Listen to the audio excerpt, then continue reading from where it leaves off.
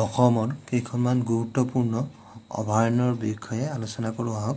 1 number Pobitora অভয়াৰণ্যৰ বিষয়ে আলোচনা কৰিম। 1 নম্বৰ 1971 চনৰ 18 নৱেম্বৰত অসম চৰকাৰে পবিতৰাক সংৰক্ষিত বনাঞ্চল হিচাপে ঘোষণা কৰে আৰু 1987 চনত 1987 চনত ইয়াক অভয়াৰণ্য হিচাপে ঘোষণা কৰা হয় আৰু ই মৰিগাঁও জিলাত অৱস্থিত।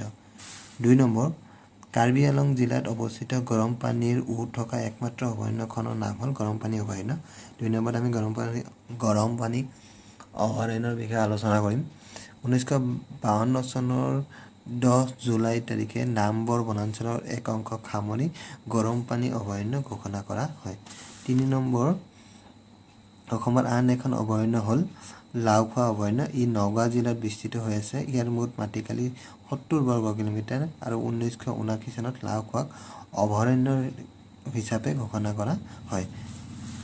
তাৰপিছত নগাঁৱৰ ওচৰতে লাগি থকা কাৰ্বি আংলং জিলাৰ পূব অংশত ঘন অৰণ্যক লৈ পেলাই 2007 চনৰ 7 জুলাইত পূব কাৰ্বি আংলং অভয়াৰণ্য গঠন কৰা হয়। ইয়াৰ মুঠ মাটিকালি 221.8 বৰ্গ কিলোমিটাৰ। ওদালগুৰি জিলাত বিস্তৃত হৈ থকা আন এখন অভয়াৰণ্য হ'ল বৰনদী অভয়াৰণ্য। বৰনদী অভয়াৰণ্য ওদালগুৰি জিলাত অৱস্থিত আৰু ভাৰত আৰু ভূটানৰ সীমান্তত অৱস্থিত। বৰনদী অভয়াৰণ্যৰ মুঠ মাটিকালি 26.22 বৰ্গ কিলোমিটাৰ। 1942 চনত ইয়াক সংৰক্ষিত বনাঞ্চল আৰু 1981 চনত 1981 চনত অভয়াৰণ্য ৰূপে স্বীকৃতি দিয়া হয়। ইয়াৰ পিছত আমি সোণাই ৰূপাই অভয়াৰণ্যৰ বিষয়ে জানিম। সোণাই ৰূপাই অভয়াৰণ্য শোণিতপুৰ জিলাৰ বালিপাৰাৰ ওচৰত অসম-অৰুণাচল সীমান্তত অৱস্থিত। ইয়াৰ মাটিকালি 220 বৰ্গ কিলোমিটাৰ। 1998 চনত ইয়াক অভয়াৰণ্য হিচাপে ঘোষণা কৰা হয়। নেক্সট আমি পাভ সংৰক্ষিত বনাঞ্চলৰ বিষয়ে 2 লাইন জানি ল'ম। লখিমপুৰ জিলাৰ দক্ষিণে খাবলু আৰু ৰঙা নৈৰ মোহনাত অৱস্থিত পাভ সংৰক্ষিত বনাঞ্চল।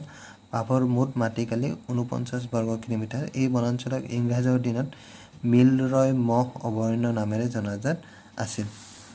তাৰপিছত 9 নম্বৰ বহুত গুৰুত্বপূৰ্ণ অসম চৰকাৰৰ যিকোনো পৰীক্ষাৰ বাবে সেইটো হ'ল দীপৰ বিল পক্ষী অভয়াৰণ্য। ই কামৰূপ জিলাত অৱস্থিত। ইয়াৰ মাটিকালি 4.14 বৰ্গ কিলোমিটাৰ। 1989 চনৰ 12 জানুৱাৰীত দীপৰ বিলক কি কৰা হয় পক্ষী অভয়াৰণ্য ৰূপে ঘোষণা কৰা হয় আৰু ই অসমৰ একমাত্ৰ পক্ষী অভয়াৰণ্য। 1971 চনত ইৰাণত ৰামছৰ চহৰত অনুষ্ঠিত আন্তঃৰাষ্ট্ৰীয় সৰোবৰ সন্মিলনত দীপৰ বিলক আন্তঃৰাষ্ট্ৰীয় সৰোবৰ ৰূপে স্বীকৃতি দিয়া হয়।